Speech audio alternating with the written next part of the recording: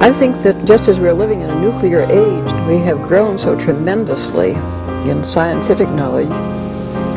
It doesn't seem too much to say that men can begin to awaken to the fact that they haven't grown enough spiritually and haven't recognized their spiritual capacities.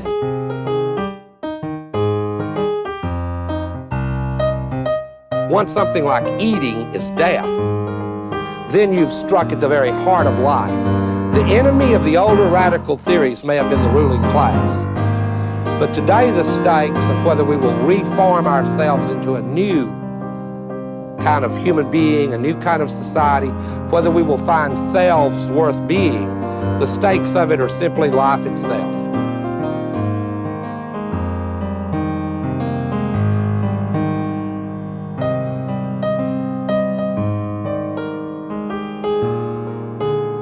As modernity has created promises that it has no ability to keep. What this means is that we're a society of disembedded individuals, stuck in the impossible situation of being alone together. And what was understood as emancipation has proved to be a form of isolation. It is important to understand that what I am telling you is not simply a cultural history. It's a description of the story that shapes every single person that you know. This is why there is a rise in mental illness. It's absolutely concurrent with the disembedding of the individual, because individuals can't constitute themselves by the very nature of the case. Subjectivity cannot sustain its own weight. We need others to tell us. But we've been given an ethical mandate by the Enlightenment that tells us that that's immoral, that nobody should constrain us. Well, welcome back to another Dustbowl Diatribes. We're here with Alfredo Poggi, who's an associate professor of modern languages at the University of North Georgia.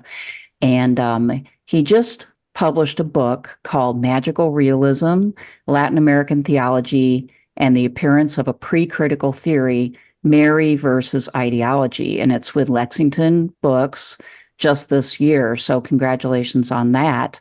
And I did want to just read just a little bit of what's on your website from the university, because I thought it did a really good job of capturing who you are or kind of what you're putting forth.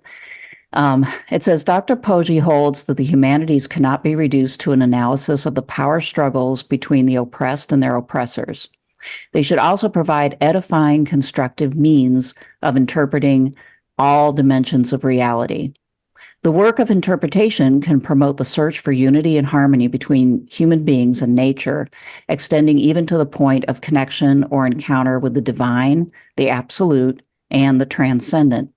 Dr. Poggi's research agenda takes into account religious experiences as real content in texts and not just as poetic interpretive devices. He believes that there is an ontological value in the experience of divine encounter and a theology that provides existential meaning, enriches the humanities, challenges Eurocentric secularism, and inspires students.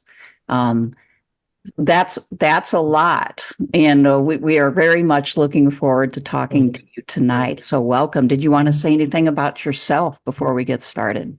Well, thank you so much. Well, first, thank you so much for the invitation. I think it is an honor for me to be with you, and I think that your discussions on YouTube, it is a proof that the best discussion today are on social media rather than at universities. So I'm very happy to be here, and thank you for the invitation. Yes. Well, we wanted to ask you how you see your role in the world, and we always, at the beginning of our interviews, like to ask people what your diatribe is, which means like what is the thing that most compels you, the issue that drives you? Yes. Well, let me tell you a little bit about my story. I'm from Argentina. I was born in a small city in the middle of Argentina called Rio Cuarto. It is an agricultural city. I have a big family, a strong community there. There are very interesting things about that city. It has a very good university, public university. And I know you like philosophy. There in Rio Cuarto, the Philosophy of Liberation Manifesto was signed by people like Enrique Dussel, Scanone. Philosophy of Liberation is perhaps the most influential Latin American philosophy. It's very interesting that it was in that city. And also other very interesting thing about my life and the city, my childhood, is that close to my house, there was a small parish. It was like a house.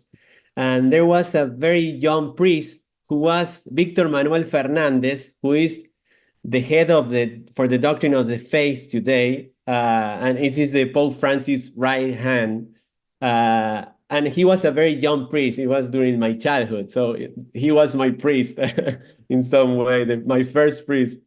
Nevertheless, because of my father's job, we have to move to other places in the north of Argentina, and then I lived I moved to Caracas, Venezuela, where I finished my high school and my college.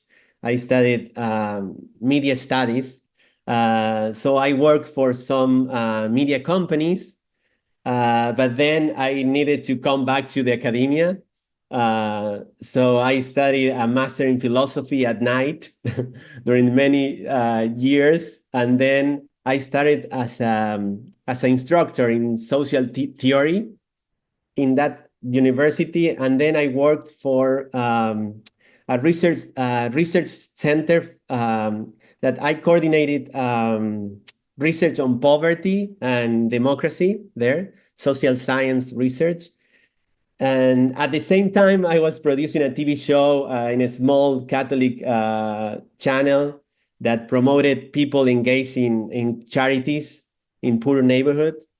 And I think during those years shaped my agenda, my research agenda, and my approach in many ways. Probably I can say three things.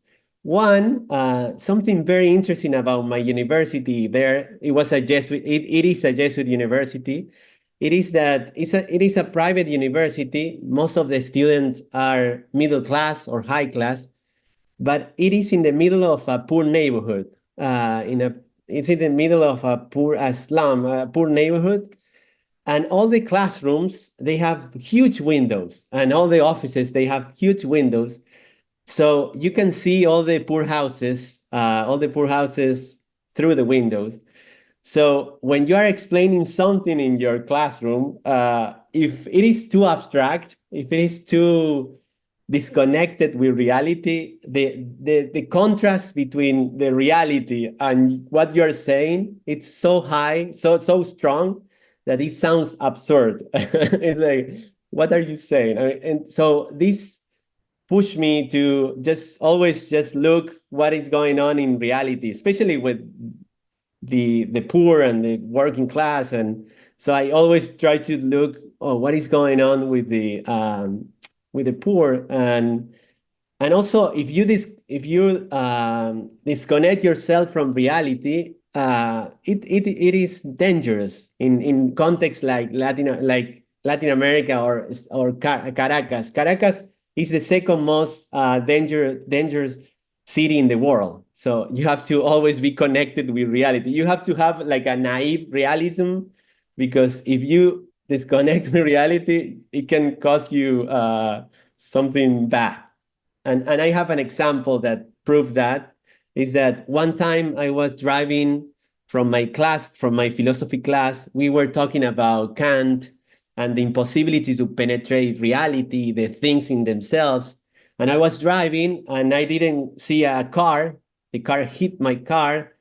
The other car continued, and I stayed in the middle of the night in front of one of the most dangerous poor neighborhoods. And I was alone, so I was calling my family, my friends. And then the mafia, the gangs started going down. They went around me. I had the cheapest car in the market, so they couldn't take me anything. But I was scary. Then the police came and they went away. And the police said, "Oh, you know what? It's your fault. So you have to give us money." And I don't have money. So there is an ATM close to here. And it was horrible. And then my friends came, so they went away. I gave them $20, something like that. But my point is that you cannot have a very you cannot doubt about reality. You cannot doubt about reality. You cannot go through the modern epistemology in some sense. You have to be there and just be careful because you can die. And this is, in some sense, one of my approach. Is a kind of naive realism, but it is because I understand that in contexts like Latin America and other contexts, people cannot disconnect with reality. The second thing that I learned during those years is that when you go to this poor neighborhood, there are no institutions, there are no law in some sense. And I saw that Christianity is so important for these people. I mean, it's the only source for hope or for social change or social improvement. So I realized the importance of the Christian faith in very difficult situation. When there are no institutions, where there are nothing, at the end you have your faith, and you can see a lot of churches there working for the poor, and this was very pedagogical for me. And finally, I saw how when I arrived to Venezuela, actually, I lived in an apartment, middle class apartment, and in the third floor, Hugo Chavez was living there. Hugo Chavez, and so I didn't know he was because I was from Argentina, so. But I met him in the elevator, and I always joke because I say that, like Hegel, when Hegel saw Napoleon, he said, "I saw the history walking in front of me." So I can say that I saw the history going down in front of me, but metaphorically, Venezuela went down. So he destroyed everything. I mean, the inflation, the violence, censorship. I mean, before Chavez, of course, Venezuela had problems, but it was the longest democracy in the region. All the people from different countries went there to live. And after Chavez, all the people are emigrating from Venezuela. It's a disaster. So I realized the dangers of ideologies, about the danger of authoritarian and populist leaders. So I have always present that experience. So I always try to, okay, this is very dangerous. It's not a game. Like it can destroy millions of lives. After just two more things. After that, we decided with my wife to emigrate, just study abroad just for some years and then come back. Then we got a fellowship. I got a fellowship to study a master in theology at Boston College. I met wonderful people there, like Roberto Goizueta, Josman Ospino. I work for Josman Ospino in a research on Latino spirituality, Latino religiosity in the US. I also met Gustavo Gutierrez. He taught there during the summers. And there I realized that before that, for me, Latin American theology, it was like, liberation theology, Marxism plus Christianity. I was not interested in that after the Hugo Chavez experience. But then I realized that there is a huge Christian intellectual tradition in Latin America that includes many thinkers, and even some liberation theologians or some theologians they are anti-Marxist. For example, the Argentinian liberation theology is anti-Marxist, or the theology of the people. So I appreciate that, and because it's very common in Latin America that we don't appreciate people intellectuals from Latin America. For us, it's more like, if if he's French or German, oh, he must be a genius or something like that. But if he's from Latin America, no, we don't care. And this experience was useful for me to, okay, I can look also our traditions and see some concept that can be helpful. And finally, so I did a PhD in Latin American Studies at Georgetown University, and I finished my dissertation. But during the last year, I had wonderful professors too, wonderful people. But I saw three things that for me were annoying in some sense. The first one was that I met a lot of professors who were expert in critical theory, and they were expert in critical thinking and this and that, but they supported, for example, Hugo Chavez government and many other authoritarian governments around the world. And I saw that these professors who say that they are critical thinker, they are the least critical thinker that I have ever met. So the idea that critical theory equals critical thinking or distant from ideologies, it's a lie, at least in my experience. The second thing, it is like I saw like some professors, some universities are creating like a bubble, like an elitist bubble that are very disconnected with reality, with the working class, and they are discussing things that nobody care, or they are not connected with reality, and they feel like they have a moral superiority, and for me this is problematic. And finally, what I saw is that the conception of God and theology are always you cannot introduce theology or God or supernatural concept in the debate in the humanities. It's like, no, this is not allowed. It's not allowed. And I don't know why in the humanities, because I mean, many people believe in God and we can talk about, but if you want to talk about religion, is something exotic or is anthropology of religion, but you cannot enter theology or well, Christian ideas too. So this is the three things that are the problem that I have seen, and I always try to answer that questions or those problems. Yeah. And it sounds like the answers that you formulated you call pre-critical theory and magical realism. So could you expand on what those are? Very critical, yes. So the thing is that I was working on modern Marian apparitions in my textbook.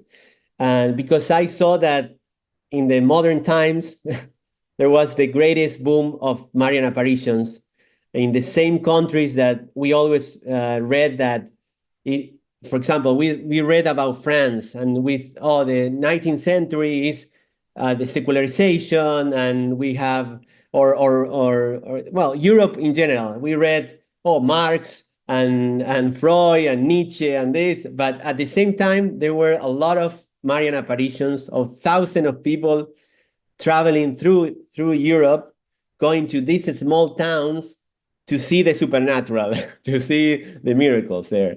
And it was like at the same time that these intellectual elites are promoting the secularization, at the same time you have these apparitions that, well, they are challenging in some sense the notion of the modern notion of society and reality. But I have two temptations in my research. One temptation is seeing this like, this is a Catholic Church strategy to gain people during a time that its power was declining. But the numbers makes this argument very weak, because in the last 200 years, there were about 1,000 Marian apparitions, and the Catholic Church only approved 8 after a long process that include agnostic scientists. So it's very weak to say that it is a Catholic Church strategy. And the other temptation that I had was, okay, I'm gonna say that it is a strategy from these small communities to gain power. So if they gain power, it's a reaction against this urban and against industrialization, secularization, and but if I pick that option, that approach, I would be on the side of the intellectual elites, because this is like a Marxist analysis. It's saying, oh, it's the rich against the poor. So I wanted to find something different. So I wanted to, okay, I want to be on the side of these poor communities, and these poor communities, they felt that the world was enchanted. At least even today, some communities feel the enchantment of the world. So I want to be on their side. So in this sense, I try to find a different approach. And there I found in 2 Latin American articulations, Latin American theology and magical realism, something to produce what I call pre-critical theory. And theory is for me, it's if you see the etymology, is contemplation, how you contemplate the reality. And well, from Latin American theology, what I got is first the idea that every time the supernatural entered to the world, it challenged the structures. It challenges the structure, the social values. So every time there is a Christian revelation of something, it's like Christianity at the end doesn't like the comfort zone. So it always has to challenge you. The second one was the preferential option for the poor, in the sense that if you're a Christian intellectual, or you have to be humble and say, you know what, maybe I don't know. Maybe these people that are humble, they know more than me.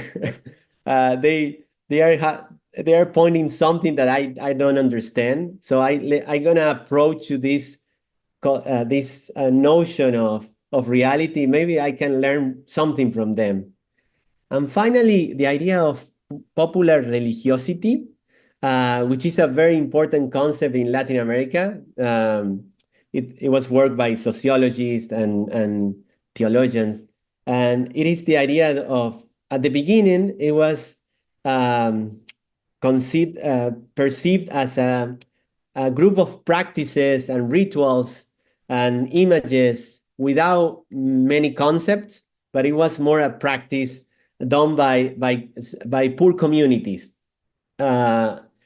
And nevertheless, and also the idea of theologians like Enrique Dussel, they say that these practices, these communities are like a space of resistance against this modern totalitarian project to standardize everything. So these communities are like spaces of resistance.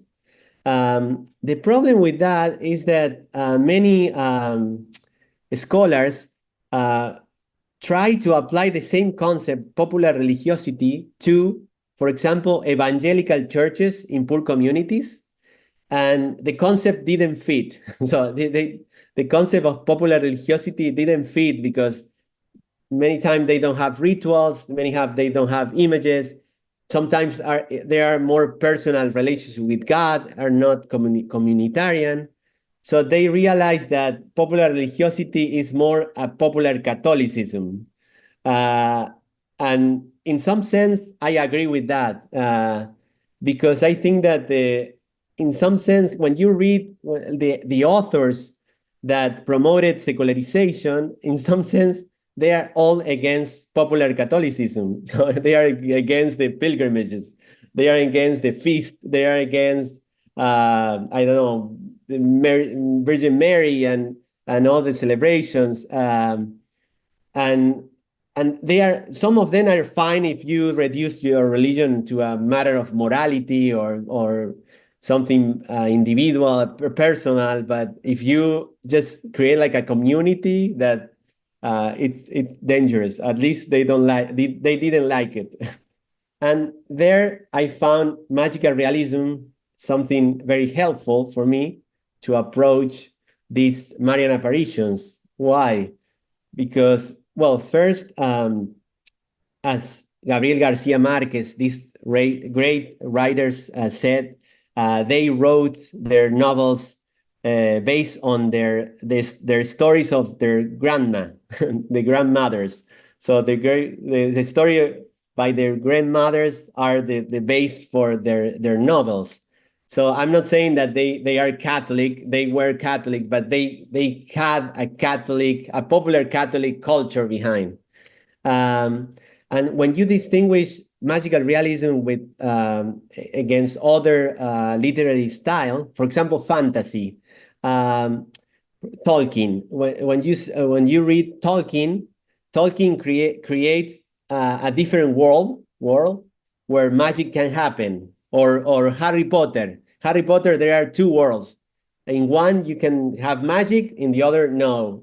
In magical realism, both are the same. So they are all together. So the reality is with magic. And other characteristic of magical realism is that it's different from, for example, postmodern literary novels or fantasy by, for example, Jorge Luis Borges. The thing is, in magical realism, is that there is no surprise.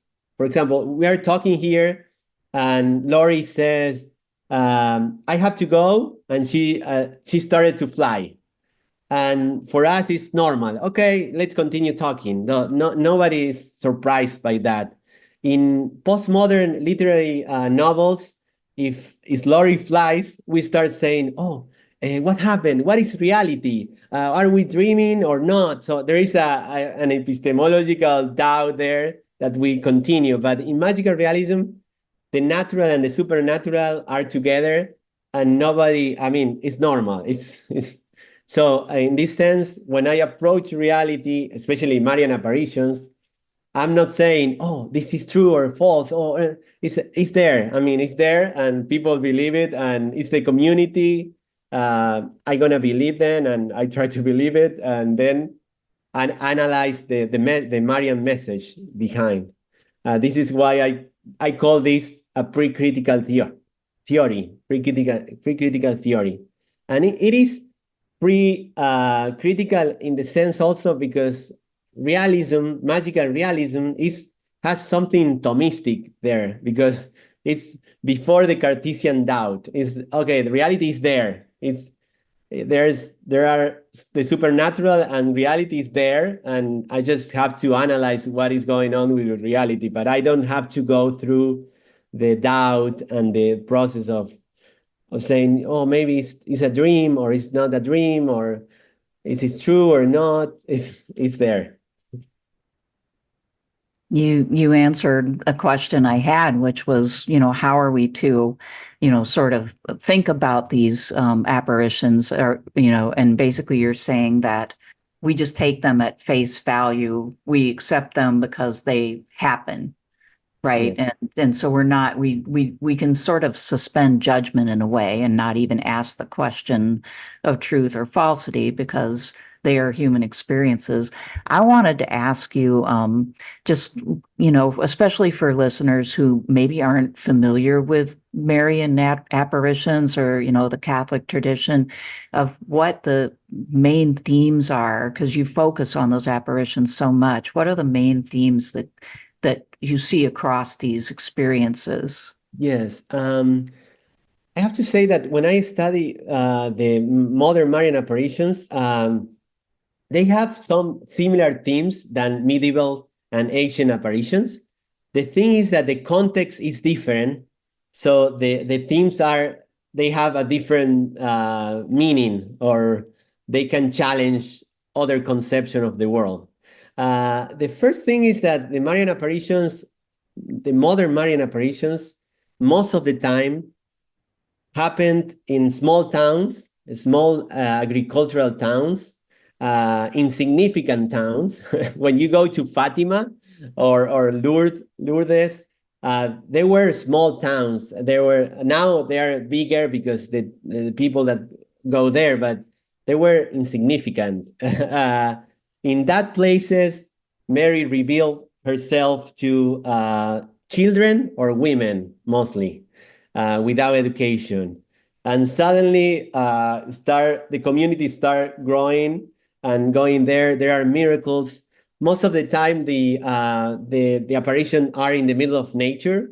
Most of the time, there are like rivers with supernatural healing powers, and also there are a connection with the institution, which is not opposed to the institution, but it is a dialogue there. So it is like there are priests that are against and there are priests that are in favor. So there is a dialogue there. What I saw there, one of the theme is that this is a community. When you read Charles Taylor's description of the pre-modern social imaginary or the pre-modern worldview, it's there. It's there. It's a community connected with the supernatural. They had an organic connection with nature and with tradition and with the institutions. What else? Basically, and they are ritualistic, so they follow some rituals. And of course, in a context of Middle Ages, this is not something challenging in some sense, but if it happened in the middle of Europe in the secular age, it's challenging the worldview of Europe. And something interesting, if you go back to tradition, in Catholic tradition, the first Christians in the first centuries, they defended Mary as Mother of God, and the Mary of Mother of God was against one heresy, which was Nestorianism, who wanted to divide the divine nature of Jesus and the human nature of Jesus. So in some sense, Mary was the defender of the unity between the divine and nature, the supernatural and the natural world. And in modern apparition, it's the same. So Mary is like the defender of, okay, the world is still enchanted. It's there, here. Always Mary points to Jesus. It's not like just pray to me. It's more pray to Jesus. But this is one of the themes. The second theme is Mary is the mother of all nations. When Mary revealed herself, she speaks the language of the locals. She wears the clothes of the locals. For example, in Lourdes, and in the apparition of Lourdes, which is one of the main famous apparitions, she spoke Occitano, which is not French. It's a language of one region. So if you contrast that with the national states, modern national states, the idea that we belong to a same unity in this territory, or the idea of these liberal elites that they wanted to just erase culture, it's very well. These revelations are challenging these notions. Mary is the same because Mary is always the same. Is the mother of Jesus. Is always the same, but at the same time, it's different in every local community. It has their skin color, or so it's this relation between the local and the global is very interesting. The third is maybe the idea that Mary reveals the truth as a person, not as an idea.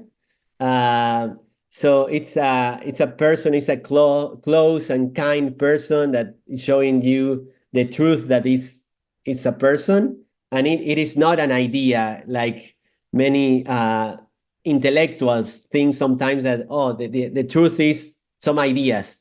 In this case, it's a person, and you don't need an intellectual effort to get the truth. It's more like a revelation. You have to be a humble heart and just be open and accept the truth. You'd have to accept mystery. And if you compare with what the intellectual elites were proposing, the idea that with my reason I can understand truth and then understand all the reality, and in some sense this is totally different.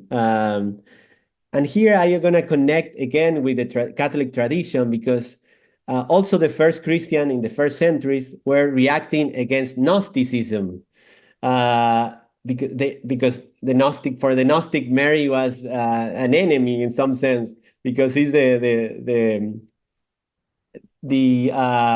earthly, is the material part of Jesus. So the idea that Mary was, the first Christian promoted Mary as Mother of God also against Gnosticism. And here I connected with, I know you, Laurie, are expert in Eric Voegelin, the idea that modern ideologies, in some sense, has something similar to Gnosticism. The idea that there is an elite that can grasp the reality through an epistemological effort. Mary, in the modern Marian apparition, is saying that a different thing. So it's like the humbles, the people sometimes without education, but they have a humble heart, they can grasp the truth.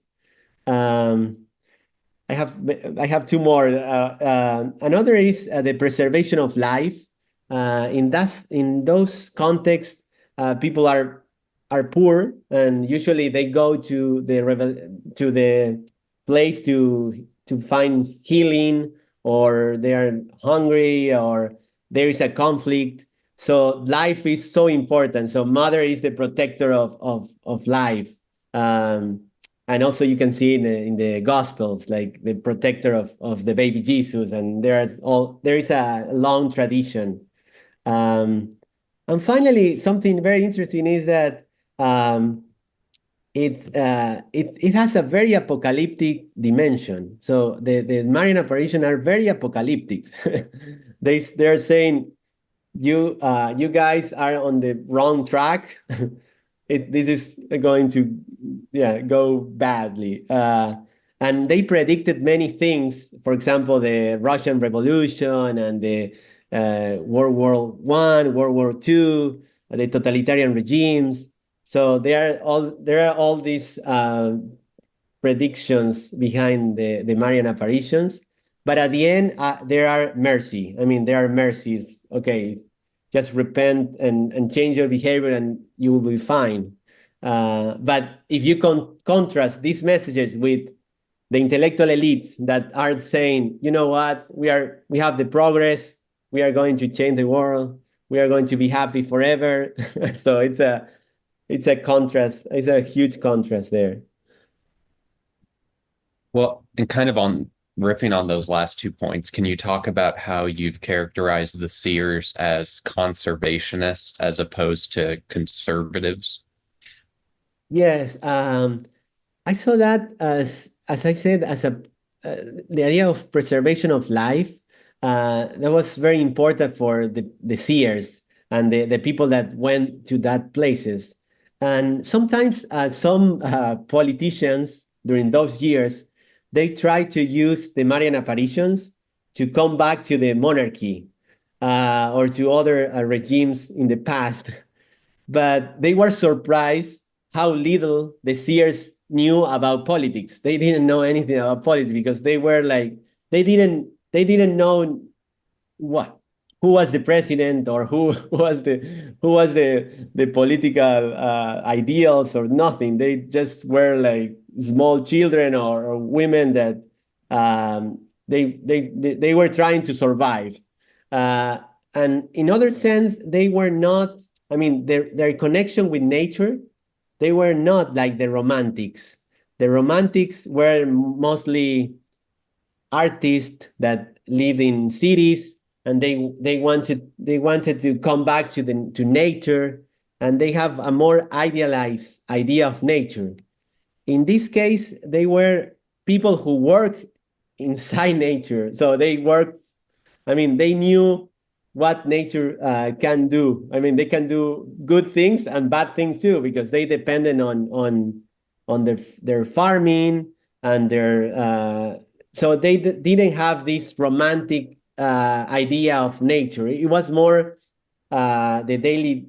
I mean, it was more to survive. To survive. It was okay. The supernatural enter into the nature to help us to survive, to survive, to heal, to have more food.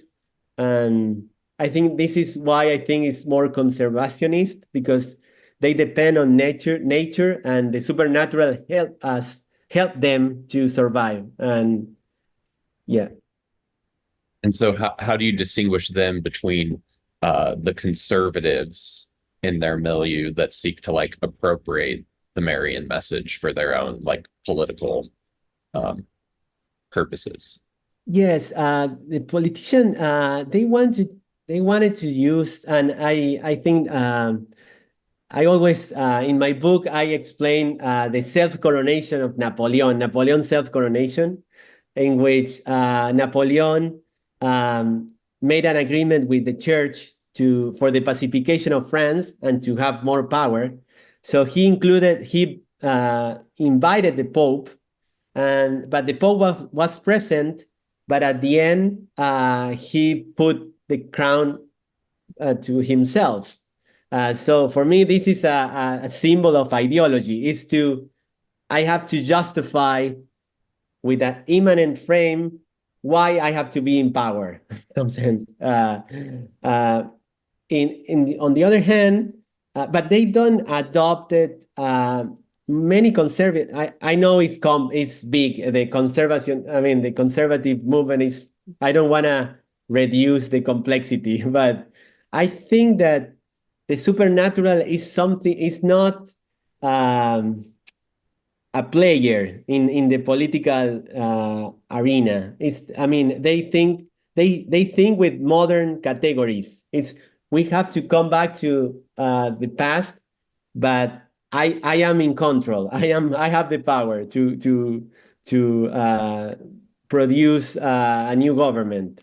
And actually, when you see, for example, the people who created ideology, for example, the student of Tracy, this is the guy that created the word ideology.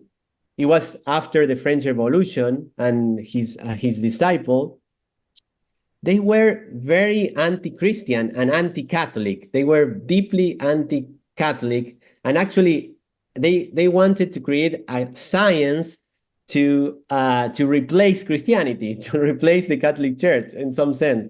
And they supported Napoleon, but they broke with Napoleon when Napoleon did an agreement with the Catholic Church. So they broke with Napoleon.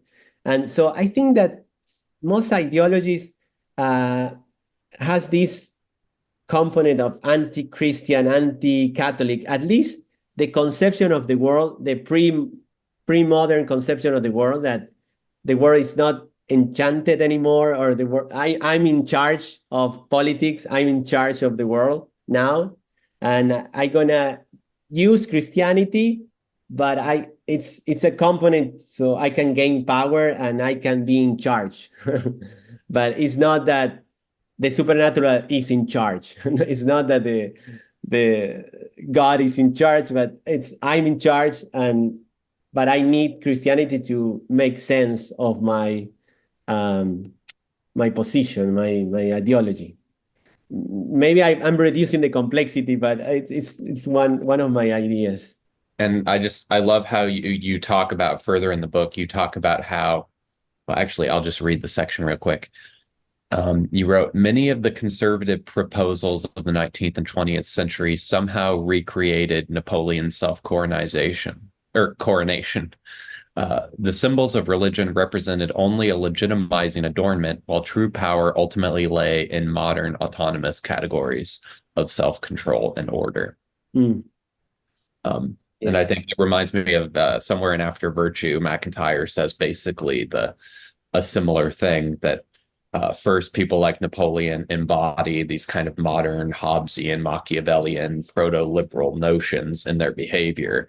And then even the people that think they are not that, and in fact, they're fighting against that, Yes. get pulled into still basically becoming that. Yes. Um, And yeah, actually, after that, Napoleon put in jail the Pope, so put the Pope in jail. So this relationship with Christianity, for example, with some conservative position, is a relationship that it helps me to gain power, but then don't tell me what I have to do. So I'm in charge now. So I gain power and I'm in charge. In charge. So yeah. I agree. Yeah. I just kind of wanted to follow up too. I feel like there is an argument that this represents a kind of political position in the sense that it is resisting modernity, or resisting ideologies, not in a sort of intellectual way, but in kind of an organic way, which has functioned sometimes in the past to like resist revolutions, for instance. And I don't know if we want to call that a type of conservative position or traditionalism or something like that, but I mean, it seems like a sort of almost instinctual conservative position, as in this is our organic life, this is, Yeah. who we are. We don't want this. I mean, is that fair to say, or am I Yes. off?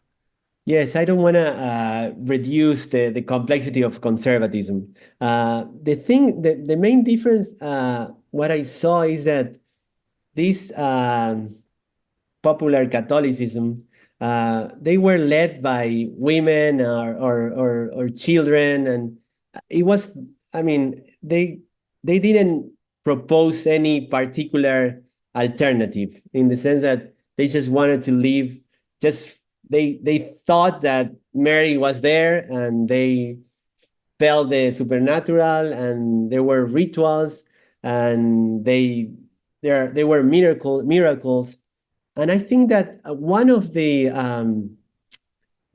point that I did in my book is that there is a tendency to reduce religion to morality and politics, and I think they are resisting that in some sense.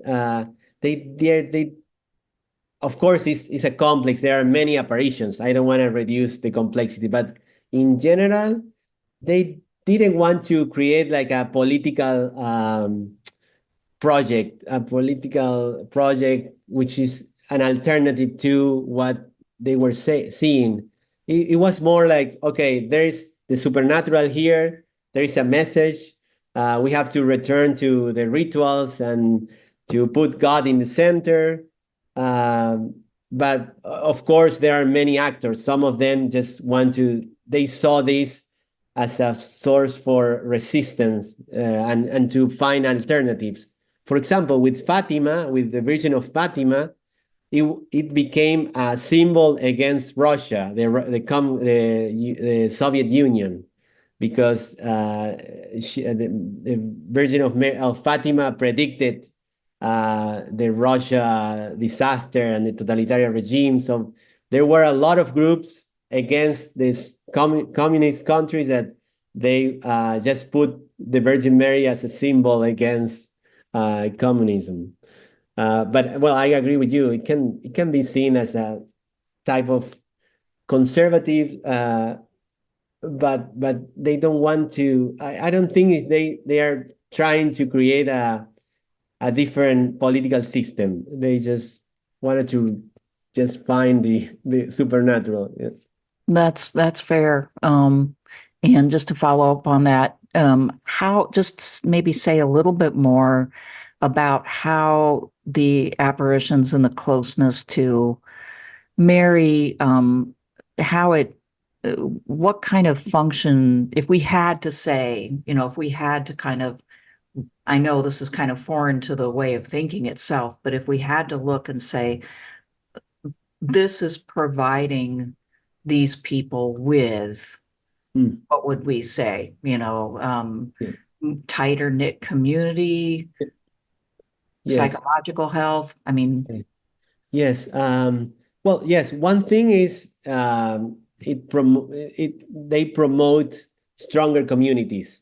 Absolutely. You can see in the Marian apparition, and even today, if you travel to Fatima or Lourdes or other places, there are people from all the nationalities, all the social classes, and they are together, and they are with candles praying together.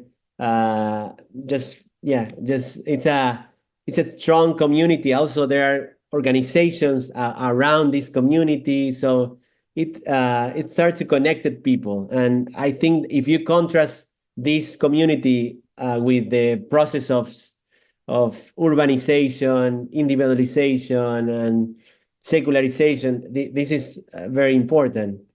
The second, I think they give meaning to many people's meaning to their lives. Something very interesting about the Marian apparitions is that the domestic space is very important. Usually in modern notion, the most important part are the public space where we can debate about politics or this or that. But in Marian apparition, the domestic space is the most important part. So it's where people live, where they connect with their family, so I think they get meaning to their lives. And I would say finally, the idea that it's in some sense these apparitions challenge the social values. I mean, the first are the last, and the last are the first. They show that the values of the world are not the most important values, and I think this is important, especially if you live in these communities, these poor communities, and they were feeling that, oh, we have been chosen by the supernatural, and we live in this insignificant town, but we are most important than those who live in Paris, for example. Right. And one of the things you talk about in a number of the apparitions, like specifically where there's either like visible miracles or like healings, that there's this tension between there's like secular elites and the experts, like the doctors that know that, of course, miracles like that can't happen. And then there's a draw of at least the local population to like still come out and see and hopefully be cured and get like supernatural aid, but for to some extent natural purposes, right? Absolutely, yes.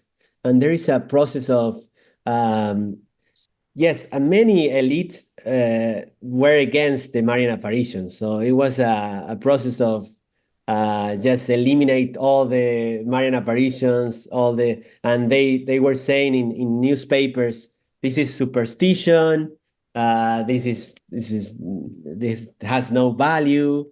Nevertheless, the people continue to go there to that places, millions of people, and they were healings and many things. So they are challenging for many intellectual elites and political elites.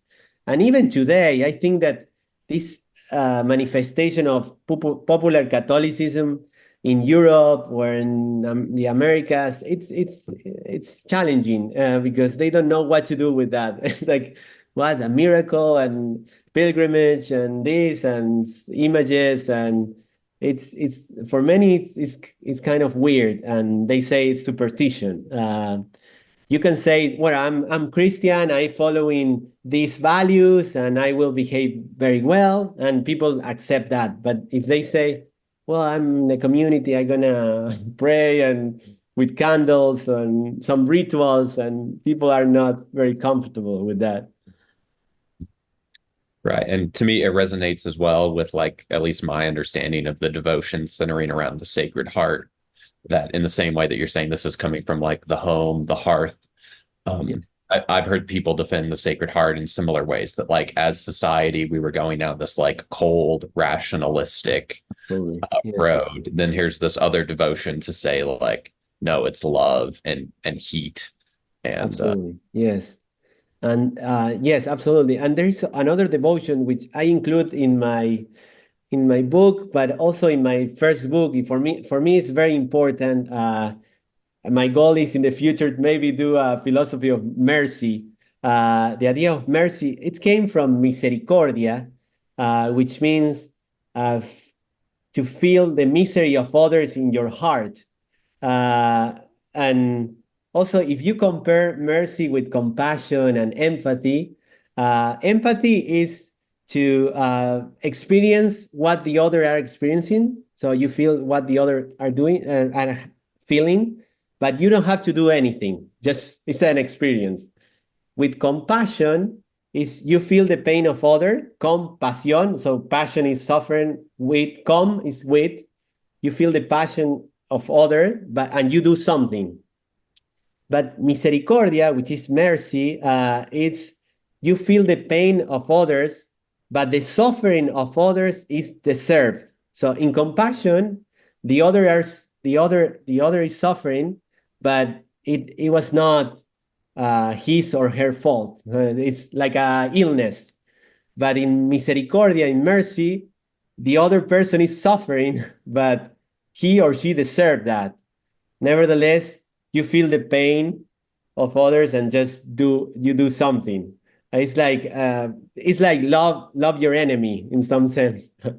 So and in the Marian apparition, mercy is very important, and I think it has a very powerful, as you said today, and actually in the modern times, all the philosophers were against mercy, like many of them, like Kant is mercy is not good because it is against justice and the law and impartiality.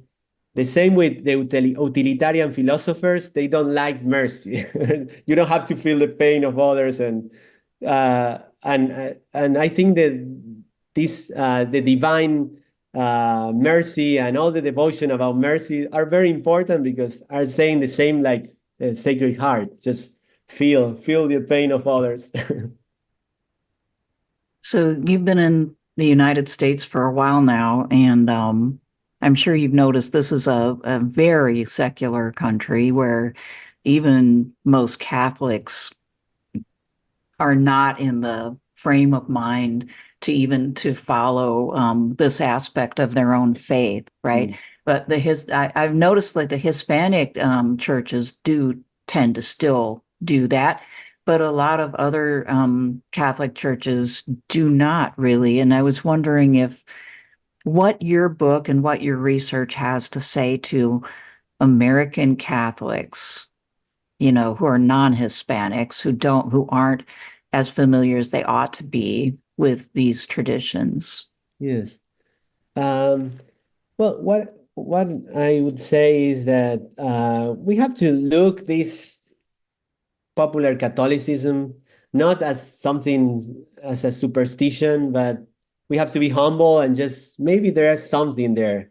If you see an old lady, an old Latina with a candle going at night and praying, there is something. It has a theological value there. And yes, Latinos are very. Because in Latin America we didn't have a lot of priests since the colonial period. So many towns, they didn't have priests. So most of the churches were led by women. Actually, today, if you go to a church in Latin America, 80% of the people there are women, and they are leading the church. So I think that there's something valuable there.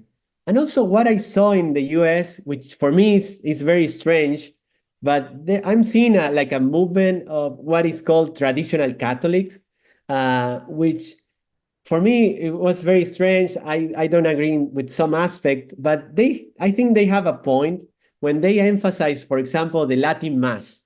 and many of them don't understand Latin, but they are just saying, you know what?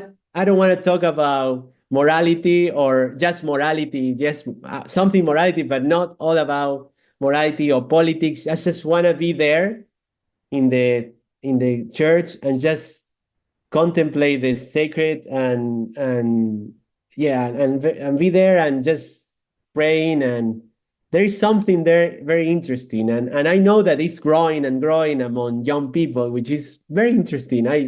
For me it's very strange, but I found it very interesting. Yes, I laughed because I mean that's such a I have so noticed at this point how much not just American Catholics, but American Christians generally equate their religion with morality and politics. And it's so deeply ingrained that they don't know what you're talking about when you say that's not all it is. Absolutely. So these things do help people connect with these other aspects, the supernatural aspects of their faith. Yeah, I agree, and you can see the decline of religion always came when you transform religion in a morality, in a political movement. It's always like that. In Spain, for example, Spain was a very Catholic country, but then Franco took Catholicism and transformed it in a political movement. And after Franco, Spain is very secular. And this happened a lot in different countries when they politicize or just. I'm not saying that religion has, of course, it has a morality aspect, but it's not just morality or politics. And I feel like part of what you're doing and part of your book is tracing the history of these modern Marian apparitions, but the other part is kind of tracing the history politically and economically through modern history and like noting the tension between how there is this wave of what's typically called secularism in the broadest sense, and the different like internecine feuds between different kinds of secularism.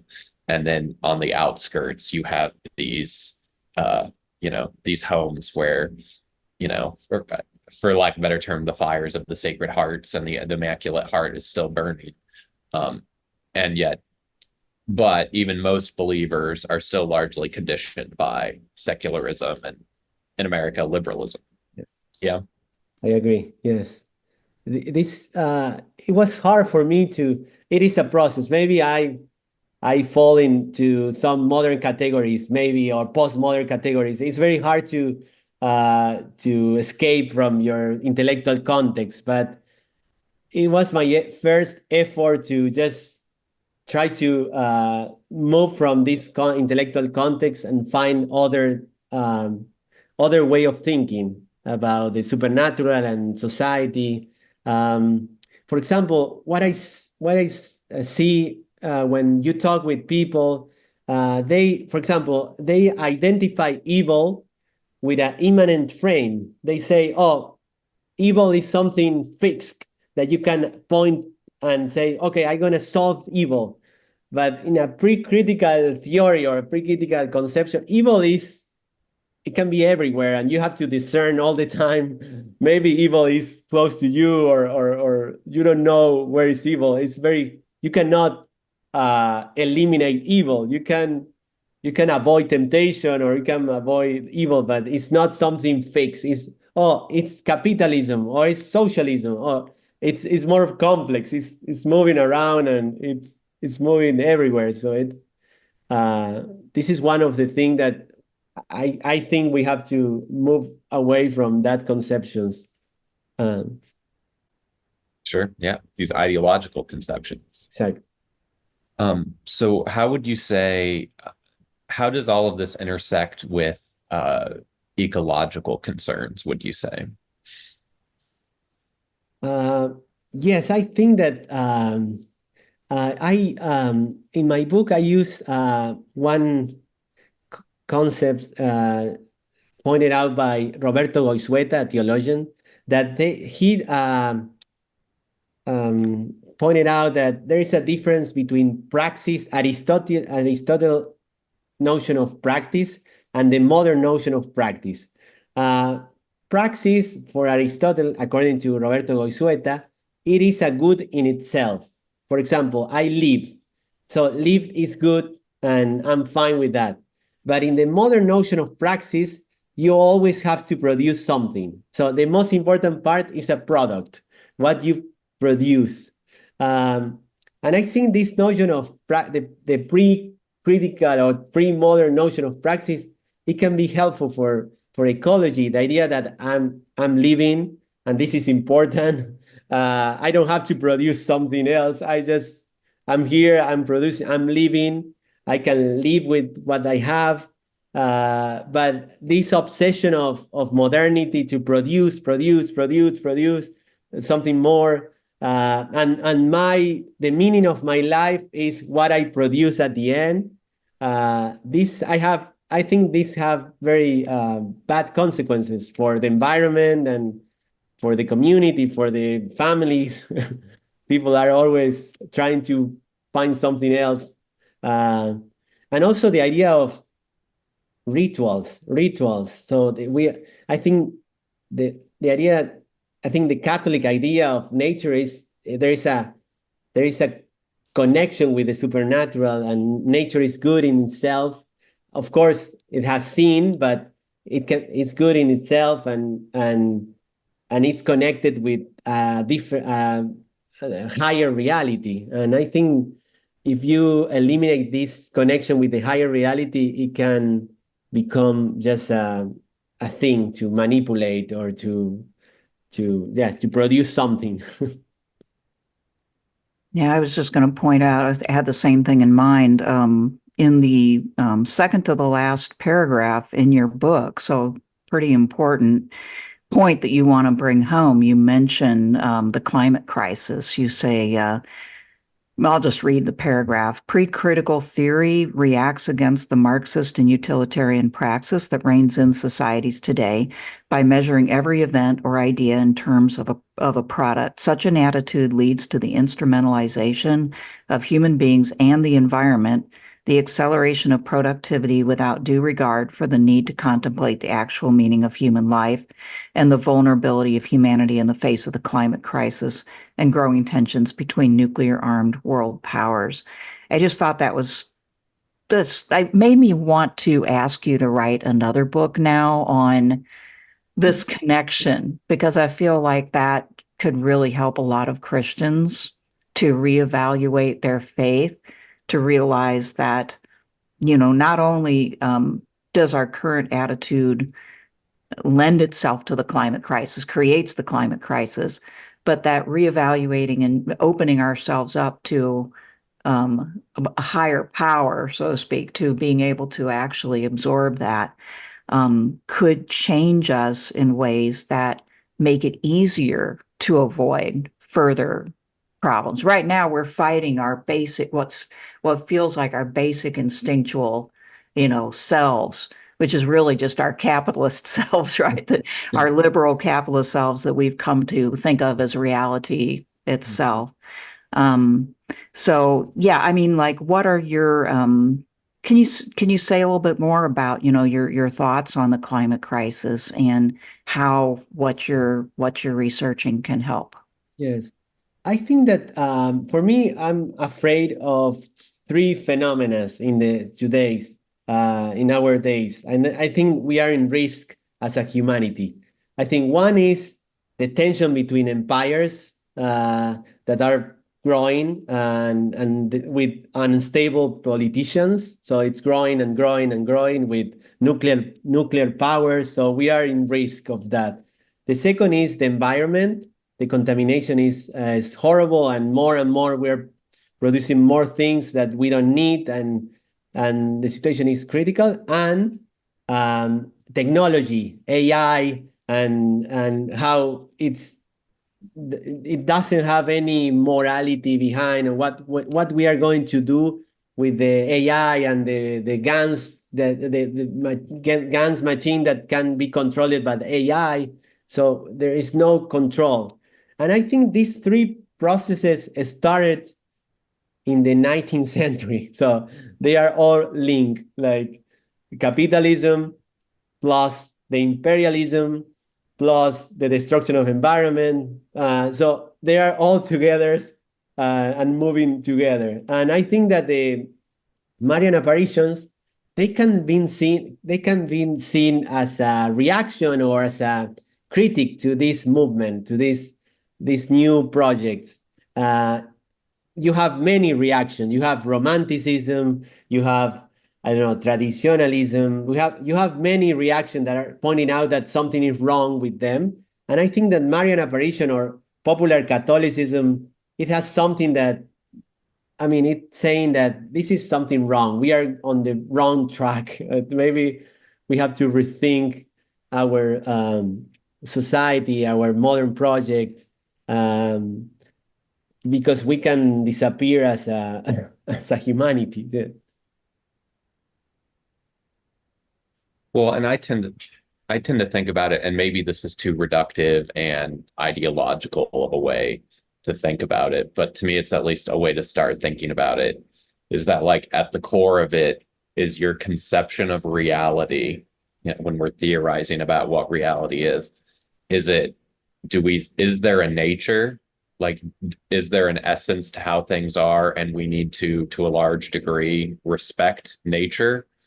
Or is everything potentially artifice and it's all just plastic, and for us to like remold according to the whims of our will? Would you tentatively agree with that way of looking at things? No, I have a more Thomistic way of understanding nature. There's something, there's something sacred in nature, and there are some goals in nature, and yeah, I think that it's sacred. Nature is sacred in some sense. And we have to take care of nature. And I was reading that some theories about the existence of God, and one of them is that the idea that in order to create, to be life in this planet, the factors have to be so perfect that it is almost impossible to think that it was by chance. So in some sense, life and nature and life is a miracle, in the sense that it is a sign of a designer or so. I think that when you think that you are in the middle of the space, millions of galaxies, and there is no life everywhere, and you have life, and you're destroying your only little planet, it's like insane. It is insane. But Jeff Bezos says that we can all live in space. Yes, that's true. Maybe he can live, but maybe we don't have the money.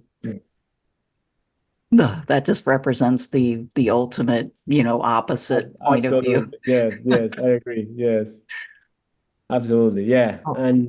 But people, and what I find very interesting is that conservatives, for me, it will be natural to be in favor of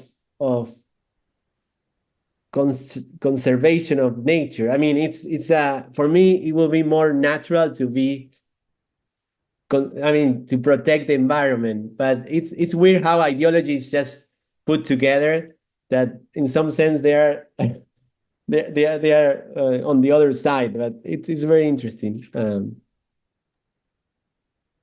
Sure, and that's part of part of the inspiration for our podcast name was the classic Marx line about everything solid melts into air, all that's sacred is profaned. And since we're depending on how you measure it, 500 years into modernity, what you're saying is weird. You would think conservatives would want to care for the environment. But the way things have arranged is most conservatives have received this way of looking at the world that actually environmental concerns it's like the people worried about that are a coalition of nature worshipers, global elites that want to depopulate the environment, political radicals that want to dismantle capitalism, and all of which, I mean, those people are out there, but it then doesn't mean you can't be concerned about the environment because people you don't like are opposed to. And then slides in as well, you know, we were talking about how evil's everywhere, and then slides in a kind of nihilistic thread in our religion that says, like, well, this all is impermanent. One day there will be a new world. So, like, what are you gonna do? Find some way to save the environment and politically outmaneuver all of these bad agents that do care about the environment. That's not like a happy thought. Yeah, absolutely. Yeah, I agree. Yeah. And what do you do with that? Yeah. And I think that also it's also sometimes it's bad theology behind many conception of nature. It's like saying that, oh, nature is something that I can manipulate, and the important part is myself, and there is something wrong with that. I think it's bad theology sometimes, that transforming ideologies or conception of reality. Right. And personally, I don't know how they sleep with it when you end up with some of these strange bedfellows. Like, let's grant all of that. So therefore, like, it is Chevron and Royal Dutch Shell and the military industrial complex, are they on the side of the angels because they're opposed to the woke environmentalists?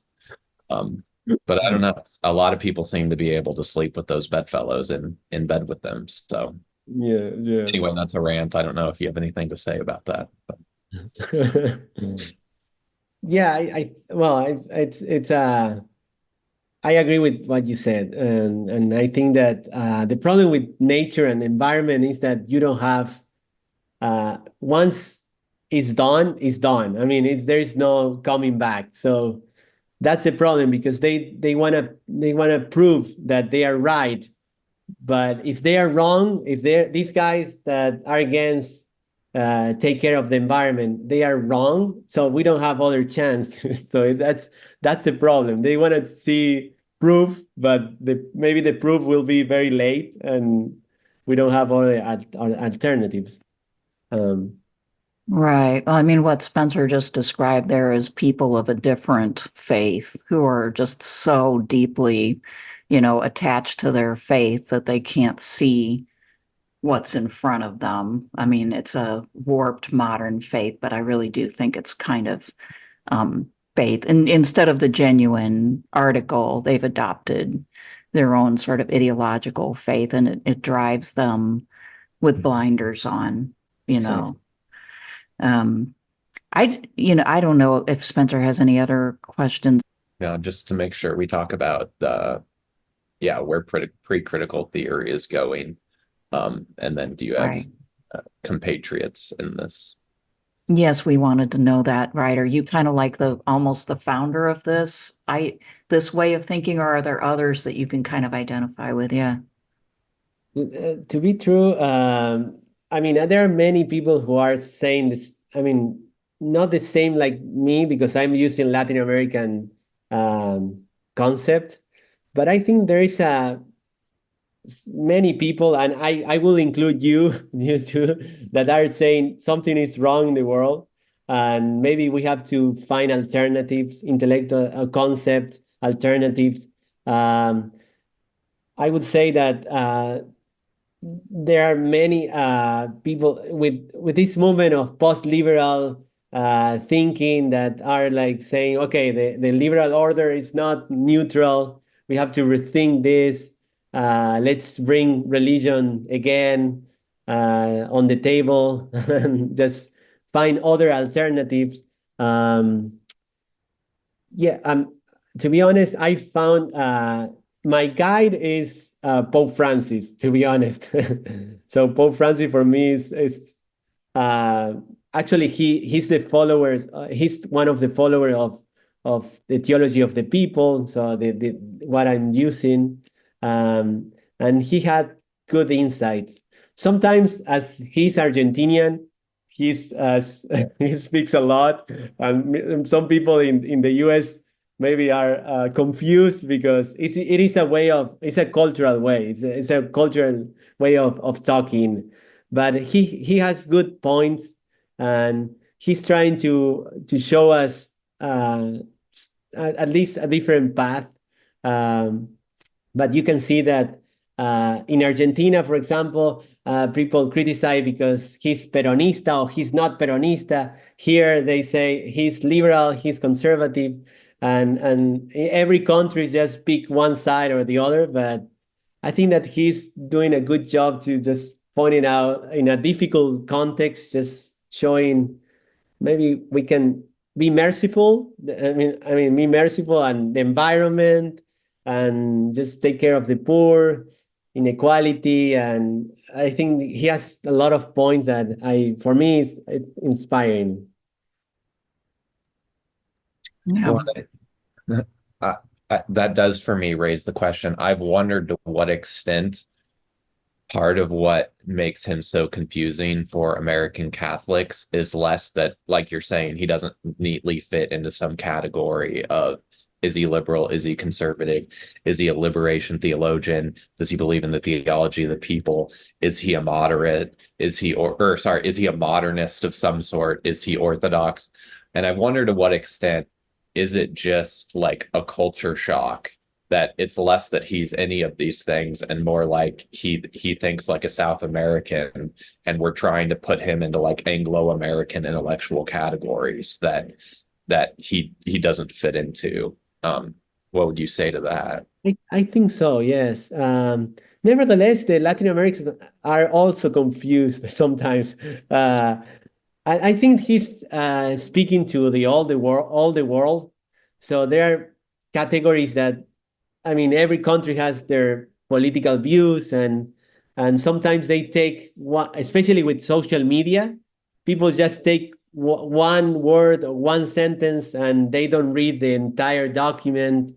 But I think, yes, he's sometimes his words are annoying, and I think it's good to be like that. I mean, I think the Christian message has to be annoying sometimes, and just try to figure out what is wrong with me, and maybe I'm on the wrong side, but now people want to just, oh, it's my faith.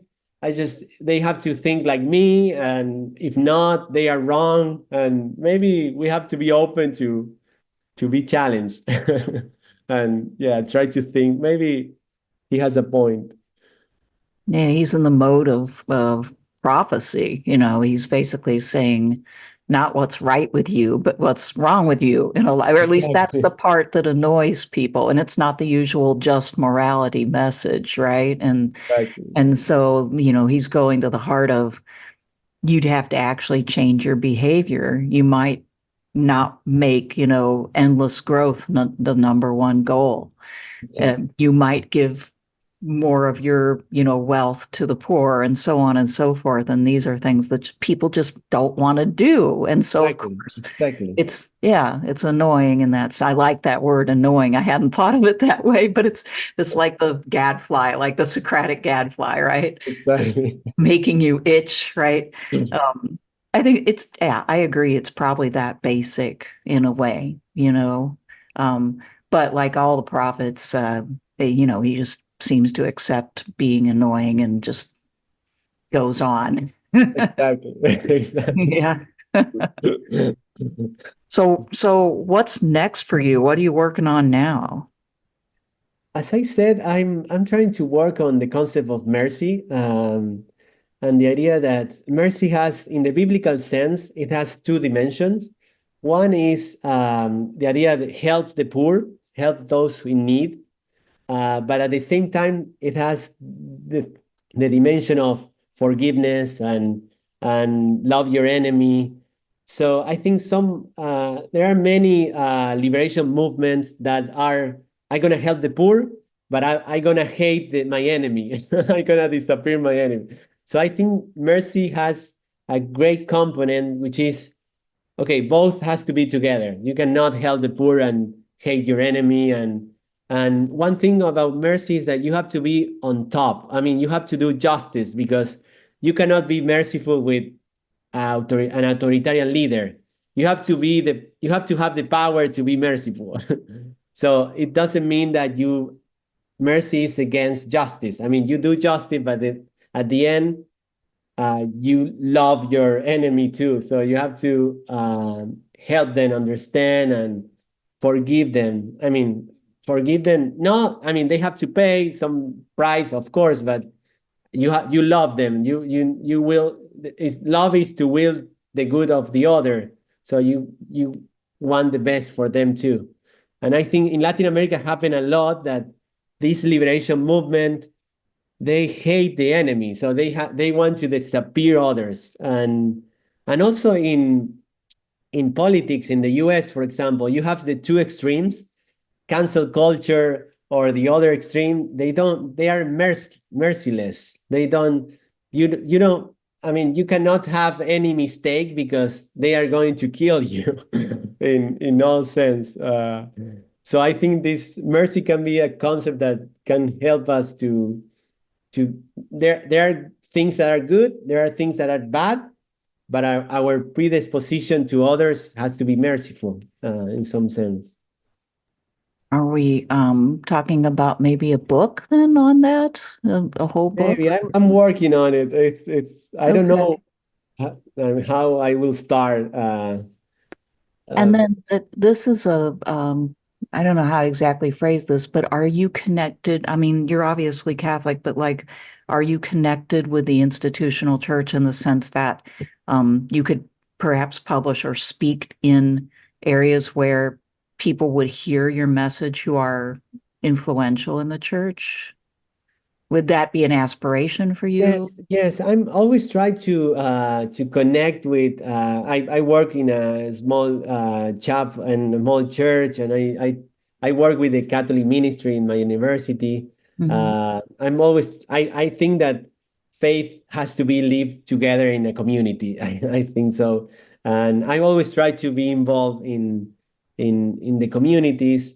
But yeah, my goal is maybe in the future just connect with other levels and try to well, I don't know, just give my talents to God's purpose. Like, but I don't, yeah, I will try to find my way, but my vocation, how I perceive myself is like a Christian or Catholic, Christian intellectual. So I'm gonna try to help others to be closer to God and to live a better life and help others people, especially those in need. Yeah. Yeah. Well, I hope you do. I want to see this happen. So I'm going to be. Thank you so much. I'll follow your career. Yeah, and thank you for writing this excellent book. Thank you so much. And it was a pleasure talking with you. And as I said before, I think your channel and your podcast are amazing. I mean, I am a follower. Thank you. Well, now we are followers too. So really impressive. And yeah, we wish you the best.